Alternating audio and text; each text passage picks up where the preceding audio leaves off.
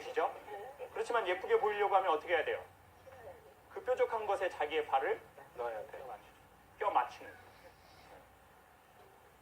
저는 그래서 오늘 그 의미를 담아서 저는 이 운동화가 제가 제일 편해하는 운동화입니다. 이거는 한 땀 한 땀 한 게 아니라 공장에서 기계로 찍어냈습니다. 그래서 저는 이 신발을 요즘에는 제가 되게 편하고 싶은 때는 양복이지만 굳이 그렇게 신뢰가 안 된다면 신기로 했습니다. 그리고는 이제 오늘은 이제 그 양복에 신발을 신는 거죠. 왜냐? 저는 편해지고 싶거든요. 사람들은 편해지고 싶습니다. 숨을 쉬고 싶습니다. 근데 어느 날 자기가 왕이라는 것이기 때문에 자기가 왕의 그 무언가, 자기 마음에 왕이 있다고요. 그래서 그것을 지키기 위해서 계속 뭔가가 있는 거죠. 그래서 숨을 쉴 수가 없어요. 그래서 좋은 집에 사는데 좋지가 아는 거죠. 않아요. 비싼 음식을 먹었는데 맛이 없어요. 남들이 들으면 알만한 직업을 갖고 있는데 자기는 그리 별로예요. 그리고 이렇게 얘기하죠. 야, 네가 뭐 부러운 게 있니? 남편도 뭐 건실하고 돈 잘 벌고 애들도 툭 먹고 다니고 너도 허리 36이고 어떻게 적절하게. 그리고 너 영화 왕의 남자도 봤잖아. 왕의 남자. 한 벌 물면 오래 갑니다, 제가. 그러니까 이제 남들은 내 속을 몰라요. 아무것도 몰라. 근데 이제 여기서 최악의 문제는 이거예요. 자기 스스로 이렇게 생각하는 거예요. 그래, 내가 벽에 겨워서 이러는 걸 거야. 뭐 아무 문제 없이 다 잘 돌아가고 있는데 내가 왜 이렇게 허무해야 할까? 어렵게 힘들게 사는 사람 생각해봐야지. 그리고는 이제 자기의 그것을 공유해버린 거예요. 근데 이게 없어지지 않아요. 어느 날 갑자기 또 불쑥 튀어. 팡 하고 터지는 거죠. 맞아. 저는 여러분께 소개하고 싶습니다. 여러분, 우리의 잠자리에까지, 여러분이 데이트를 할 때까지, 그리고 여러분이 용변을 볼 때 나의 그 은밀하고도 나의 남들한테 보여주고 싶지 않은 그 상황까지 옆에서 우리를 지켜주는 것인 것처럼 계속 서 있는 그것은 무엇입니까? 그것들이 처음엔 우리를 지켜줬겠죠. 처음엔 우리를 도와줬을 겁니다. 그렇지만 어느 날은 그것에서부터 떠나는 것이 아주 지혜로운 방법일 겁니다. 왜냐? 그러면 왕의 옷을 입어도 더 이상 왕이 아닙니다. 그러면 왕이 맛있는 걸 먹어도 더 이상 맛있지가 않아요. 겉에 타이틀은 너무 좋은데 속은 상하고 있어요. 그러면 겉으로 자기를 위로하죠. 좋은 차를 사준다든지, 맞아. 보통 사람은 쓸 수 없는 그런 무언가를 막 이렇게 사주는 거예요. 프랑스 화장품 이런 거, 비싼 거. 아니면 막 옷 같은 거 너무 좋은 거 막. 그리고 아니면 해외여행을 막 가는 거예요. 르완다 같은 데로 막. 르완다. 야, 넌 가수도 르완다. 많이 알아. 나 르완다 갔다 온 여자야. 왜 이래? 그리고는 이제 자기의 마음에 있는 것에 대해서는 이제 그냥 그걸로 덮어버리는 거예요. 그래서 나온 노래가 이거죠. 우리가 무엇을 생각하는지 어른들은 몰라요. 가사가 이겁니다. 장난감만 사주면 그만인가요? 예쁜 옷만 입혀주면 그만인가요? 땡땡이. 다시 땡땡이로 왔네요. 왕의 남자에서. 상투만 들어주면 그만인가요? 염색만 시켜주면 그만인가요? 자, 집중 폭격. 그리고는 이제 자기가 나에게 좋은 장난감 사줬고 예쁜 옷 입혀줬으니까 됐다 이렇게 얘기해요. 부모가 자식에게 그러고 자기가 자기 영혼에게 그러는 겁니다. 아주 나쁜 현상이죠. 그렇지만 그보다 더 나쁜 부모도 있습니다. 예쁜 옷도 안 입혀주고 좋은 장난감도 안 사주면서 아이가 원하는 것도 안 해주고 몰라. 뭔지도 모르는 뭐. 그런 부모고 그런 개인입니다. 그리고는 그냥 왕의 깍대기를 하고 이렇게 살아가는 겁니다.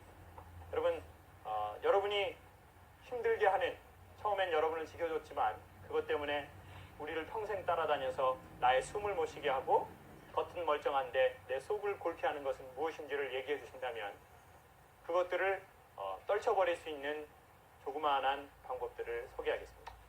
커밍순 기대하십시오. 오.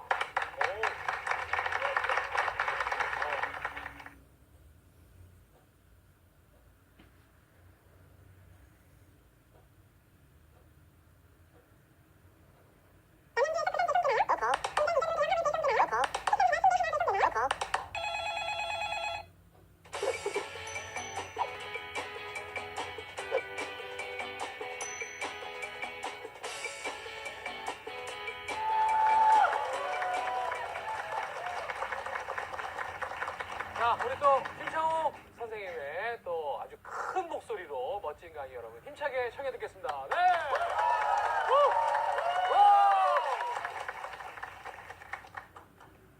여러분이 익히 예상하시겠지만 저는 초등학교 때 그렇게 선생님 말씀을 잘 듣는 애는 아니었습니다. 예상대로네요. 네. 제가 초등학교 때 좀 어땠을 것 같습니까, 여러분은? 제가 하는 행동을 보면. 배우장이 장난기만. 네. 배짜. 네? 배짜? 배짜. 엉뚱하다. 엉뚱하고. 네. 까분다. 꼴통이다. 넌 어땠냐? 넌 어땠냐라고 얘기하고 싶네요. 이거 초반인데 좀 언짢네요. 뭐 여러분 말씀하시는 대로 다 그런 이미지였습니다. 정서가 좀 불안하고, 그리고 선생님 말을 안 듣는 아이가 아니라 선생님 말이 안 들리더라고요. 안 들리더라고요. 선생님이 뭐라고 하는지 들려야 그게 듣는 건데 별로 그런 것도 안 되고 공부는 그렇게 잘하진 못했습니다. 반에서 28등 한 게 최고로 잘했었습니다. 몇 명 중에요? 58명 중에요. 엄마가 기쁘다고 10,000원 줬습니다. 아주 그냥 그런 애였습니다. 이제 그런 애로 쭉 자랐는데요. 어느 날 제가 이제 선생님 자리에 역할을 맡다 보니까 솔직히 그때 당시 선생님께 죄송한 마음이 들더라고요. 사람이 좀 그러는 거 있지 않습니까? 여자가 아무리 엄마가 얘기하고 뭐라고 해도 못 알아듣다가 자기도 애를 낳아 보니까 비로소 엄마가 보여지는 것이 있는 것 같습니다. 그렇지만 애를 많이 낳는데도 여전히 안 보이는 여자도 있습니다. 근데 이제 저는 여러분도 그러시겠지만 아이를 낳고 부모가 되면 부모의 마음을 아주 조금 추측할 수 있는 것 같습니다. 아까 이제 대기 중에 오 선생님하고 우리 피디님하고 최근에 둘째 아이를 우리 피디님은 둘째 아이를 낳고 오 선생님은 셋째 아이를 낳았습니다. 우리 피디님은 뭐 사모님하고 사이가 안 좋다는데 둘째를 낳았고 오 선생님은 딸을 낳고 싶다고 했는데 연속 셋째로 아들을 낳았습니다. 그런데 이제 오 선생님이 아까 이제 대기실에서 막 그런 얘기를 하는 거예요. 되게 기쁘게. 저 이번에 목욕탕에 갔는데요. 제가 그런 상상 있잖아요. 애 둘이랑 목욕을 하고 있는데 뭔가 사건이 벌어질 것 같아. 진짜. 그래서 이렇게 씻고 있다가 이렇게 딱 봤는데 아들이 여기가 피가 범벅이 돼가지고 아빠 그러더라는 거예요. 큰아들이요. 어떻게 해서 봤더니 목욕탕에서 이렇게 수영을 하다가 이게 애가 막 이렇게 막 수영을 한 거죠. 아버지 닮았어요. 아버지 닮아가지고 애가 좀 그래요, 솔직히. 막 이렇게 하다가 거기에 딱 봐가지고 피가 술술 났다는 거예요. 그러니까 옆에 있던 우리 담당 PD가 우리 아들도 2살 때 뭐 이렇게 딱 찍혀가지고 여기 찍혀가지고 피가 이렇게 솟았다는 것을 웃으면서 얘기를 해요. 웃으면서. 정신이 없는 놈이에요. 아이가 피나는 자기 아이가 지금 어떻게 웃으면서 얘기합니까? 와. 그리고 아까 본인도 그렇게 했어요. 와 이게 나는데 막 가니까 병원에서 호치케스로 찍어 빡빡빡빡 6방. 그리고 또 담당 PD는 야 내 때도 그런 게 있었어야 되는데 빡빡 이렇게 하면서 또는 이 모질이 같은 아버지 2명이 자기 애들 몸에서 피난 거를 무슨 뭐 옛날 이솝우화처럼 얘기하는 걸 옆에서 보면서 무슨 생각이 드냐면 야 우리 어머니하고 우리 아버지가 나 같은 애를 키우느라고 얼마나 많이 걱정하셨을까 그런 생각이 드는 거예요.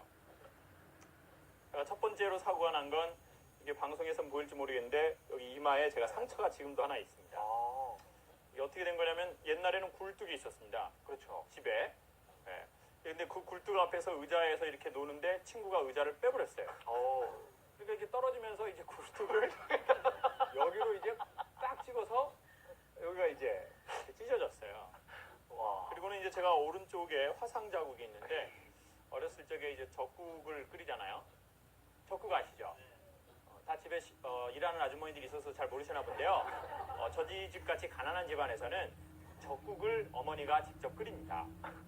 김장 담그려고요. 그런데 이제 거기에 손이 이게 들어가 버렸어요. 어머, 끓이는데. 그래가지고 이제 여기가 이렇게 익어버렸어요. 그래서 이제 엄마가 병원에 가 있었어야 되는데 소주로 독을 빼야 된다라고 그렇지. 하는 인간요법으로. 그러니까. 그 소주에다가 이제 또 시원한 된장을 발라준 거죠. 저는 참 그 딘 거보다 된장 냄새가 더럽다라는 생각이 어린 나이에도 강하게 있었습니다. 그리고 또 바닷가에 한번 빠져 죽을 뻔하고 매미를 잡으러 가다가 이렇게 통째로 나뭇가지가 떨어져서 또 이렇게 또 한번 허리가 바위에 또 떨어지고 그러고 보니까 야 참 이게 내가 안 죽고 여기까지 살아온 것이 참 대단한 거. 참 이게 기적이다라는 생각이 들고 참 사람들이 살면서 상처가 많구나 이런 생각이 들더라고요. 우리 여성분들 한번 손 들어주세요. 해당되는 분들만. 나는 지금 외적으로는 멀쩡하지만 신체에 상처를 갖고 있다. 꽤나 많으시네요. 어떤 상처인가요? 무릎엔 안 죽고 살았네요. 어머니 어떤 상처인가요? 수술한. 누군데?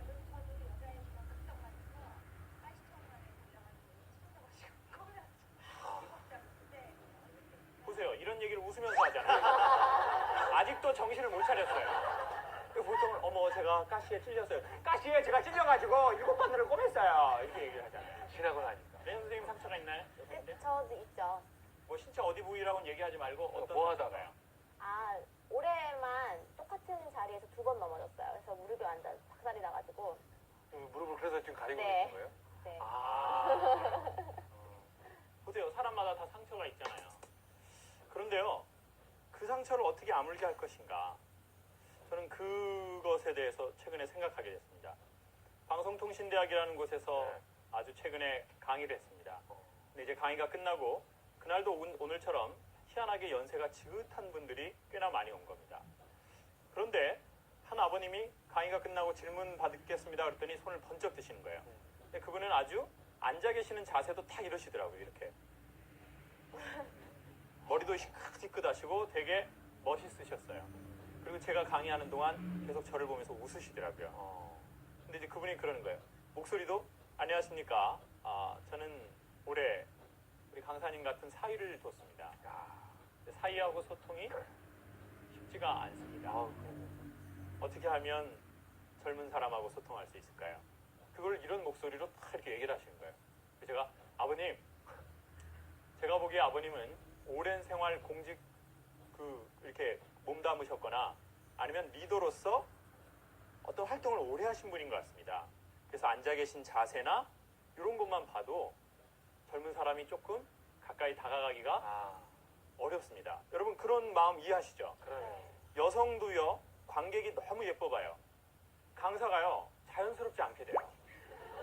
근데 오늘은 자연이에요. 오늘은 그냥 자연. 아시겠죠? 특별히 아픈 초자연. 이런 현상을 초자연적 현상이다라고 하는 거예요.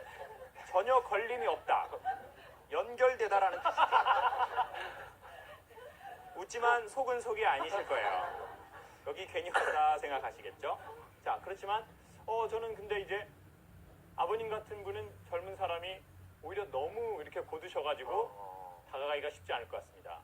그래서 제가 아버님께 추천드리고 싶은 건 알아도 사위한테 무언가를 여쭤보시라는 겁니다. 알고 있어도. 알고 있어요. 어떻게 해야 될지 이미 결정했어요. 그래도 사위에게 의견을 물어보시라는 거예요. 뭐 예를 들어 일상적인 것들 있잖아요. 너무 특별한 거 물어보는 건 좋지 않아요. 일상적인 건 물을 때 우리는 친구다라는 느낌을 갖게 되는 거거든요. 뭐 예를 들면 뭐 우리 사위 자네는 그 새로운 장모에 대해서 어떻게 생각하나? 아, 새로운 장모에. 어려운데? 야, 새엄마라는 단어는 익숙한데 새장모는 또 이게 생소한. 자네는 어떻게 생각하나? 어떻게 생각하나? 나는 이미 결정했네.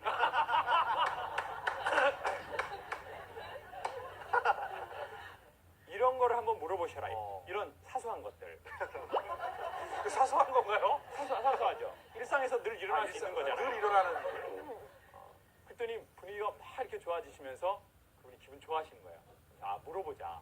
알아도.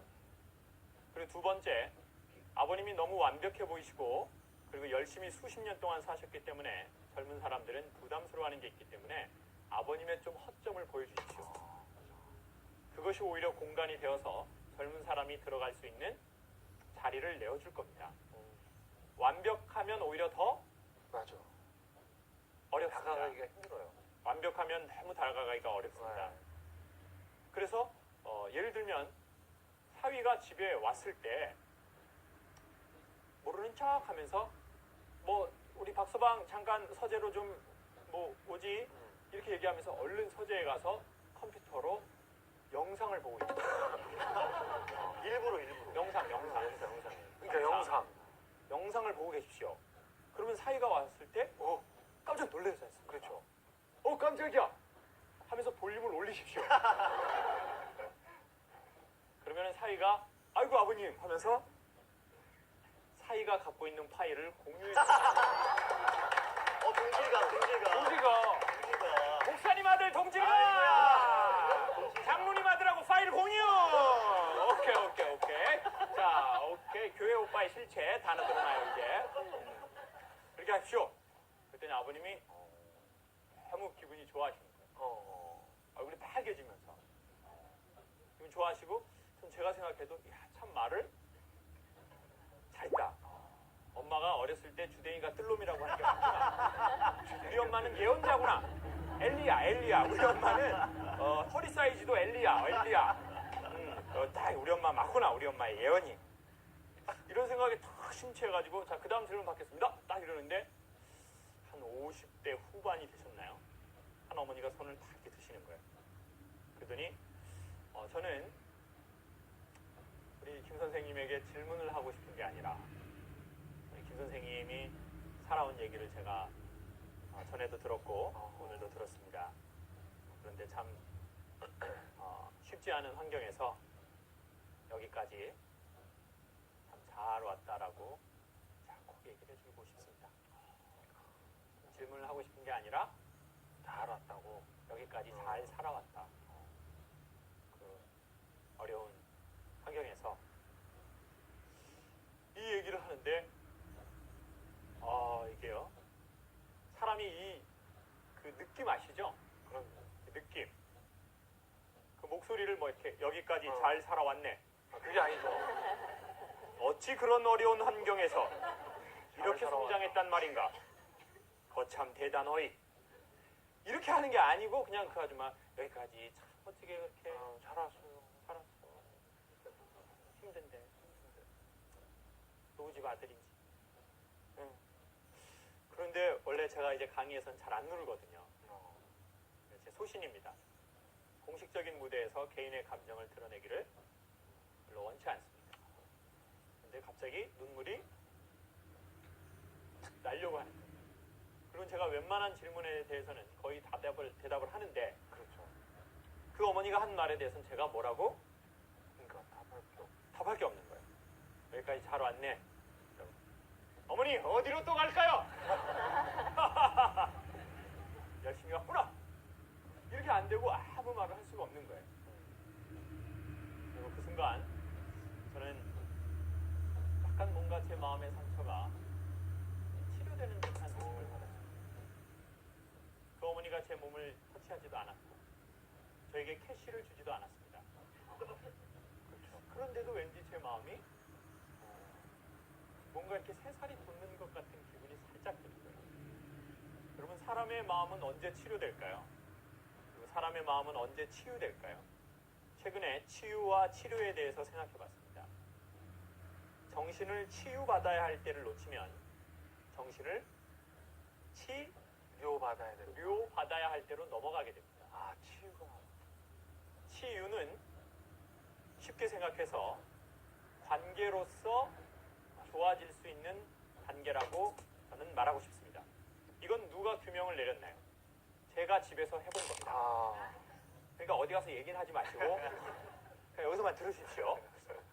치유는 관계나 서로의 대화나 생각이나 이런 걸로 좋아질 수 있는 단계예요. 근데 이 단계를 벗어나면 자꾸 세포와 자율신경과 모든 실제의 몸을 구성하고 있는 이 구성화학적인 요소들이 변형되어지기 시작하는 겁니다. 그러면 그때는 말로나 관계성으로는 회복이 안 치료가 안 되고 뭘로 그때는 치료해야 될 때가 되나요? 돼. 약이나 뭐 약물이나 아니면 수술을 하죠. 수술을 해야 합니다. 아니면 전기적 충격을 주거나요. 전기적 충격에 가장 강한 게 뭘까요? 똥침인가요? 아니에요. 그런 충격 아닙니다. 이제는 실질적으로 뇌파를 여기다 막 쏘는 치료가 있어요. 최근에는. 이제 그쪽 뇌가 변형돼 버리는 거예요. 처음에는 안 그랬는데 처음에는 그냥 마음의 문제였고 생각의 문제였어요. 그걸 바라보는 관계의 문제였는데 이걸 너무 오래 방치해 버린 거예요. 병을 키운 거야. 그렇죠. 그리고 이렇게 생각한 거죠. 나만 이러고 사나? 맞아. 내 친구 명자하고 숙자는 더 기구해. 나는 그나마 여기까지 온 거지 뭐. 내가 뭐 이제 다 먹고 살만하고 애들 다 장가 시집 가고 뭐 몸도 이제 찔 만큼 쪘는데 뭐 뭐가 문제야. 그리고는 이제 자기를 뭘 안 한다고요? 자기를 케어하지 않아요. 돌보자. 저는 치유의 첫 번째는 알아주는 것 같아요. 내가 이렇게 힘들게 여기까지 왔다는 걸 알아주는 거죠. 근데 언제 그거를 알아주냐면 결국 여러분 우리가 거울을 보는 이유도 누구를 보는 거죠? 거울을 보고 거울을 보나요? 나를. 그렇죠. 나를 보기 위해서 거울을 보는 거지 않습니까? 그래서 여러분 이런 강의를 듣는 건 전 그렇다고 생각해요. 저를 보는 것 같지만 저를 통해서 자기 자신의 모습. 여러분의 과거를 보는 거죠. 그렇죠. 그런데 자기 자신을 대면할 용기가 없거나 의지가 없으면 그냥 그 사람을 봐버려요. 그리고 자꾸 그 사람에 대해서 얘기를 해요. 김강사 그 사람 깊이 있는 사람은 아니야. 깊이 있는 사람은 아니야. 주로 욕이야. 그리고 외모 지상주의야. 뚱뚱한 여자 엄청 싫어해. 김창옥을 보고 사실은 우리가 봐야 할 것은 자기 자신이라고 생각합니다. 그리고 자기의 과거겠죠. 그리고 여러분 혹시 제가 아까 소개한 그 이야기를 들을 때 여러분이 보이시거든. 여러분 좀 알아주십시오. 그리고 너 괜찮냐? 이거 네 잘못 아니다. 그리고 여기까지 살아온 것 자체가 잘 온 거다. 여러분 여기까지 잘 오셨습니다. 누구는 40년, 누구는 50년, 누구는 60년 넘는 그 세월을 산을 넘고 험한 강을 건너서 오늘 이 스튜디오까지 오셨겠죠. 아주 고생하셔서 여기까지 잘 오신 것 같습니다. 제가 여러분에게 그런 눈빛과 그런 이야기를 드리는 것처럼 여러분도 여러분 마음에게 여러분 지친 아이에게 잘 왔다 여기까지 철조망에 찢어지기도 하고 또 누구는 또 무릎 다 까지고 그럼에도 불구하고 잘 왔다. 그리고 사실은 대부분의 상처는 얘기할 수 없을 만큼 크고도 개인적인 겁니다. 그럼에도 불구하고 여러분 여기까지 잘 오셨습니다. 오늘 엄마하고 아빠하고 온 친구 있나요? 이 친구는 엄마하고 아빠하고 왔나요? 어떤 분이 엄마예요? 왼쪽에 있는 분? 아무래도 그 옆에 계신 분이 엄마겠어요. 아니 그런 느낌이 나지 않아서 물어본 거예요. 왠지 엄마하고 느낌이. 아빠는 어디 계시나요? 그 옆에 계시잖아요. 옆에 계시고. 그럼 이쪽에는 또 딸인가요? 큰 딸, 우리 둘째 딸. 둘째 딸은 몇 학년이에요? 중일. 중1. 우리 큰 딸은 중3. 중3. 목소리 자체가 바리톤이에요. 중3. 중3까지 살아오면서 힘든 일이 있었어요? 없었어요? 딱히 없어요? 그럼 우리 동생한테. 동생은 우리 이때까지 살면서 나 제일 힘들었던 때가 초등학교 몇 학년이에요? 아니면 중학교 1학년? 마이크 한 번만 잡고. 응? 엄마가 얘기하지 말라고 그랬어요?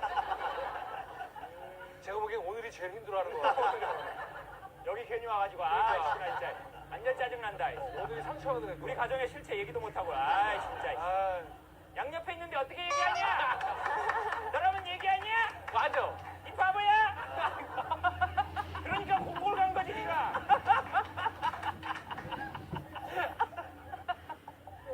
그래요. 얼마나 힘들겠어요. 중학교 1학년 때 힘든 게 있어요. 우리 어머님 마이크 한번 잡으시죠.